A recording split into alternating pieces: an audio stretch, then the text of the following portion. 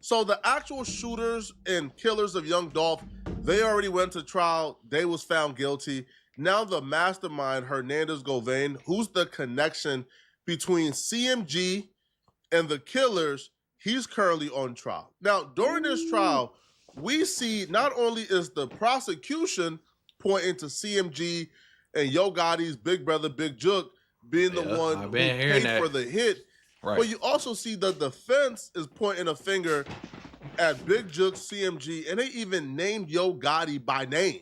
In the opening statement, the prosecution laid out that young Dolph was murdered because of the ongoing feud with Yo Gotti.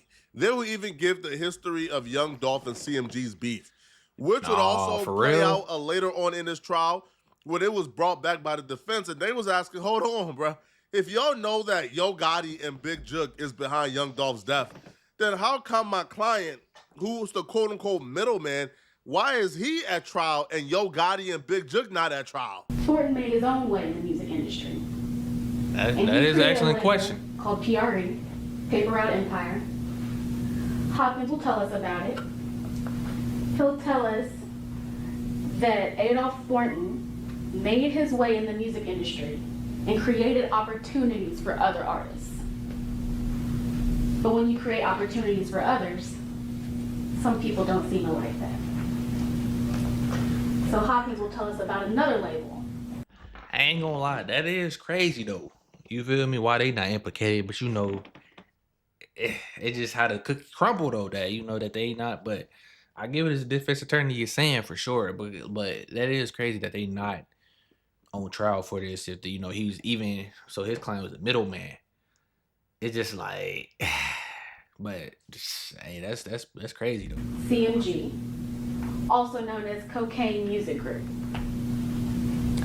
He'll tell us about the history and the tension between these two labels.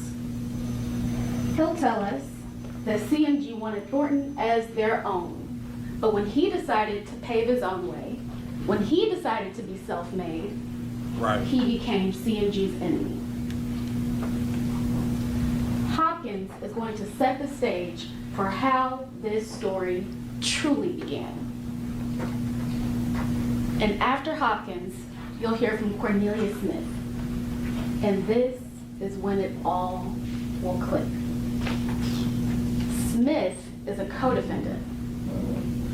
He'll tell you that he met Govan in 2021. Ain't that one of They met through Smith's friend, Bobby Carter. And Smith has a couple of nicknames for Govan. He calls him Big Bro or Quet. Govan started out by selling drugs to Smith, pills more specifically. But that's not the only thing that Govan did. Govan chose Smith. And Govan chose him to do a job. Govan also chose Justin Johnson, another co-defendant, to do that same job. A job that ended in the life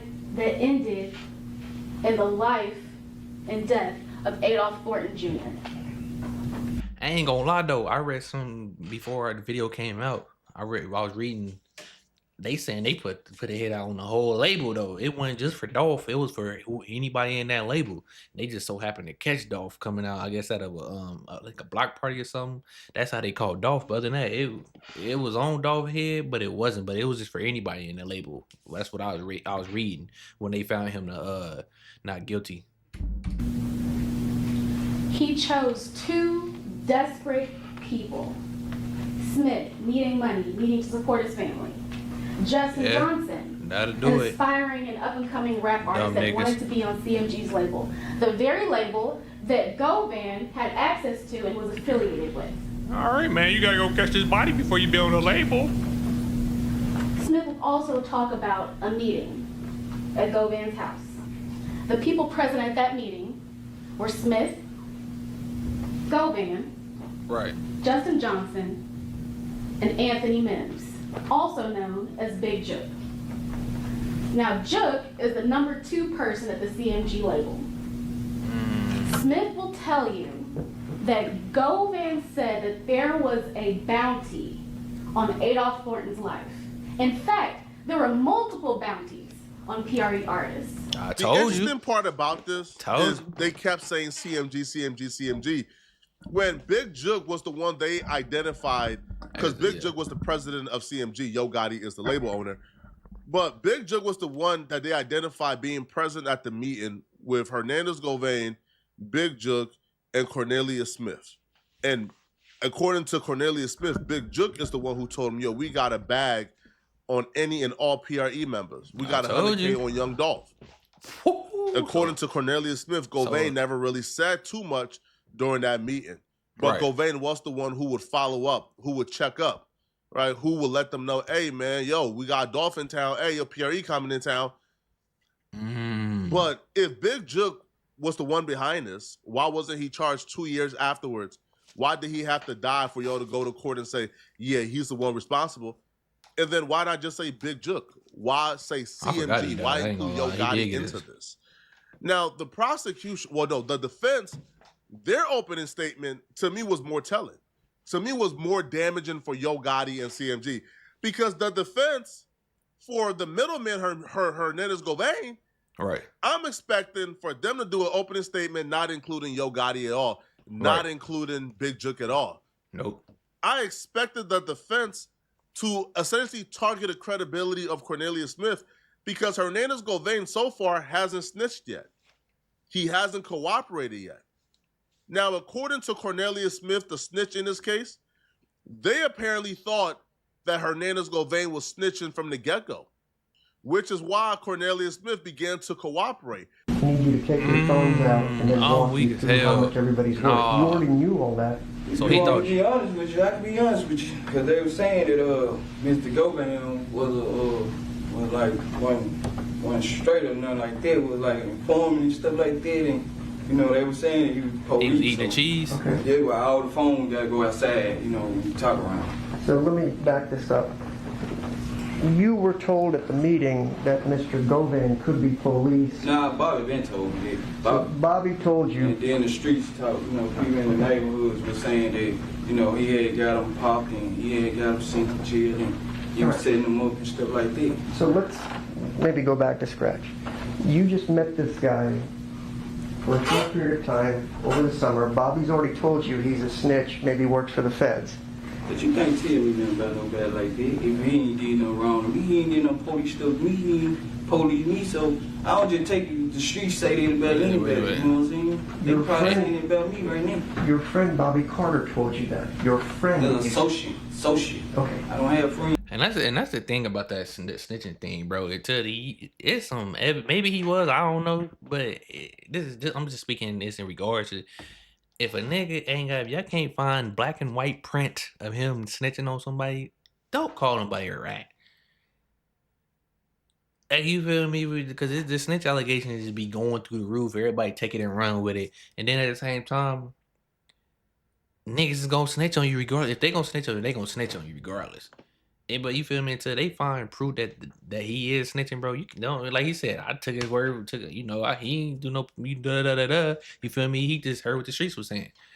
So it's just like, that's why I said the snitching shit is just like it's iffy. Like I said, if you ain't got no black and white print of that man telling, or you seen him directly pointing the finger on stand, then you can't call somebody a rat. You will be like, it's just. I have associates. Right. Your associate told you that this man that you just met is a federal snitch. You can't trust him, right? Yeah, but people say they're better than bad, man. You know what I'm saying? So, no, you ain't did no police stuff to me. Like, I ain't got no bad to say about you. You know what I'm saying? All right. You cool. You did. So, you know, streets talk like that all the time. Associates or whatever. Because he probably seen how me and him would get, and he ain't like that, so he come with this man. You know, he's police, you know what I'm saying? So I don't listen to what people say. all right, so let me just ask. It's just like proving guilty and guilty into proving innocent, you know what I'm saying? Which also plays a hand into the defense, which they thought Hernandez Govain was the police. They thought he was somebody who was cooperating. They was very suspicious of him from the very beginning. Right. So, like, why would they give Hernandez Govain $100,000? Why would they play into his hand? Like, why would they make him the mastermind of everything? So the prosecution points at Big Jook and Yo Gotti and says they were the mastermind. They had the 100,000. Govain was just an easy target for the defense attorney, well, for the prosecution, and he was just an easy target for these lazy detectives, right? The detectives didn't want to do the work and the job to go after Yo Gotti and Big Jook. Now, the crazy thing about this, if Hernandez Govain ain't snitching or not cooperating, then him going after CMG or Yo Gotti in his opening statement, to me, is kind of like that's shocking to me. Right. Because as far as I'm concerned, Cornelius Smith is the only rat. But if your lawyer is pointing fingers at other people during the opening statement, is that considered snitching as well? I don't know. Right. So the state just told you to your face that Mr. Govan picked out 2 desperate people. Cornelius Smith, if you are to believe him, says in his statement, I just happened to be going by Quet's house, Govan's house, to buy some ecstasy pills with my girlfriend. Jook happened to be there. Doesn't say Quet said a word. Jook says there's a hate on everybody, and I got you. And Jook says, take the phones outside while I talk to you. I'm assuming you believe any of that's true. And the reason I ask you if you think any of that's true is the police never went to question Jook, a.k.a. Anthony Mims, or Yo Gotti, or any of the people with CMG. They went straight for him. Once even tried to do an interview. Right. So this is as plain as day. Jook said do it. Quet didn't say anything. Quet lives in the poorest part of Memphis in Orange Mound, sells a few ecstasy pills to make a living, and hustles with some sports gambling. He's a nobody, and that's why I asked you about the Peters. He's a nobody. Why did they not talk to Jook or anybody else with CMG? Ever.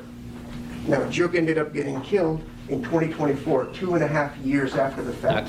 Never arrested, never talked to, never interviewed, never pursued, never surveilled, nothing.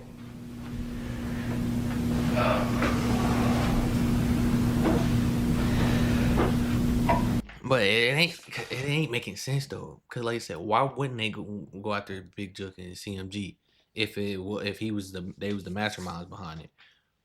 Did they not have enough evidence? Like I said, they just didn't want to do the work and they found an easy way out. That could be it. Cause like I said, bro, I ain't keep it 100. Cities like Memphis, Chicago, a lot of, you feel me, Detroit, St. Louis, all these high rate murder cities, KC, you feel me? Probably a lot of detectives ain't gonna try to do. They gonna probably try to find somebody, you feel me, that they can just, he know them. All right, we gonna put him up. We gonna charge him with it.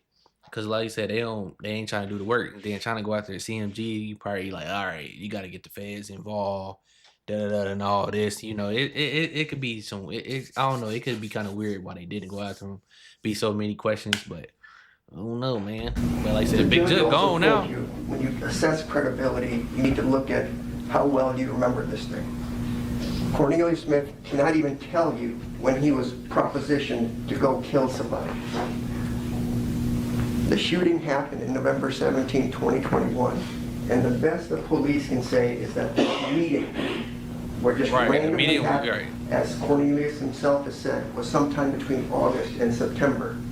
3 months prior to the shooting taking place. 3 months. He will tell you there's no plan. All he was told by Jook was there's a price on their heads.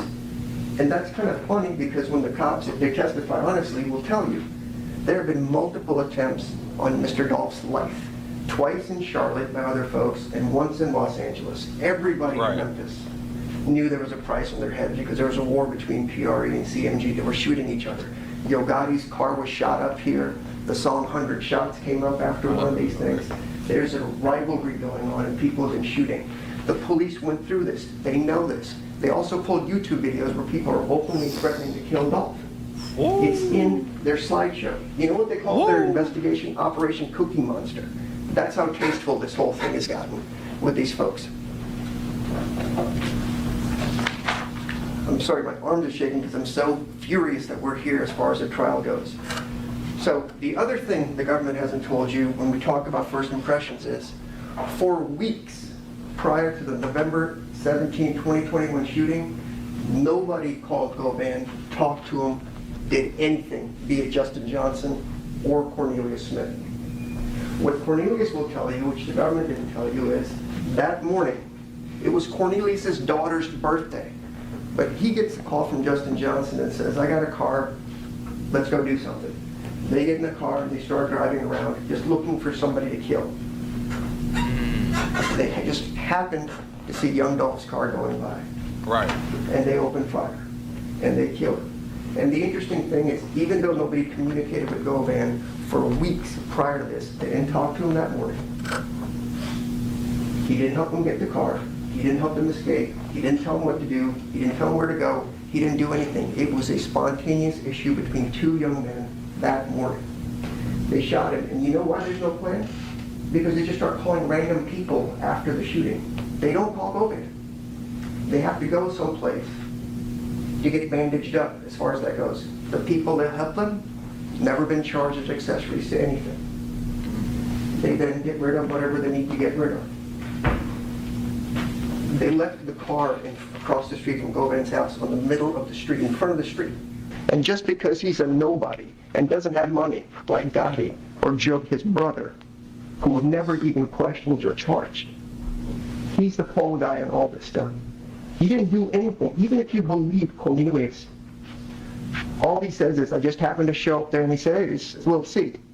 Joke took over and started doing all the talking. Do you think that man could pay somebody $100,000 and you'd say, yeah, he's good for it. I don't need any validation. He's good for it. You could tell this is a paid lawyer because he kind of cooking. I'll be real. Right. I'm watching this like, you do have a point in terms of like reasonable doubt. You are creating reasonable doubt. Right. When he says straight drop and Cornelius ain't speak to Hernandez Govan for weeks.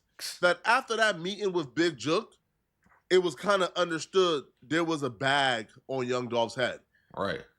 The lawyer saying, wait, pause. Like, they didn't need that meeting to know there was a bag on like Young Dolph's head. They didn't though, like I said, because they been trying to smoke. Like I said, it's understood that it was a. Like I said, what I read, it said that anybody. Like I said, it's been three? It was 3 attempts on Dolph's life, Charlotte and Los Angeles.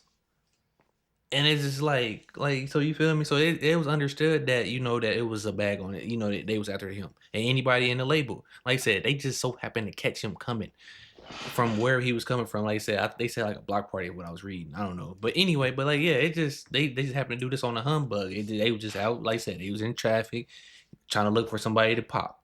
And so happened, it was just unfortunate. Dolph rolled past them, and they was like, "Oh," like I said, open fire on him. Like I said, now it was dude, and he had anything to do with it. He probably did, probably didn't. You never know. Like I said, if Big Jook them didn't say nothing to him, then it's like, all right, you feel me? They ain't speak to him prior weeks to this. Everybody in the city knew that was money on their head. The whole whatever the team, the label was called PRT, where it is, they knew this already. So it's just like. I get, like I said, I get what the label, with the attorney saying though. Ed, bro, Young Dolph has had multiple attempts on his life. The bag been on Young Dolph's head, right? And he would also say, "Yo, how is Hernandez Govan being charged with like being a reason why like Young Dolph is dead, or him telling him to go kill Young Dolph when they ain't speak to Hernandez Govan for weeks prior to the murder." Right? The morning of the murder, when they hopped in the vehicle to go look for Young Dolph because they knew a lot of PRE was in town for a turkey giveaway. Yep, I heard, yeah. They ain't like call Hernandez Govan to get permission. No, they went ahead and killed Young Dolph. And afterwards, they didn't call Hernandez Govan. No, they went ahead and parked the car in the middle of the street in front of Hernandez Govan's house, which is, if I'm Govan, I'm kind of like, hold on, bro. Like, what y'all doing here, bro? You feel me? Trying to implement. Like, hold on. Hold on. You feel me? Yeah, like, we ain't talk. Now, Cornelius, though, now this is where it can go both ways, right? Because there's two things here.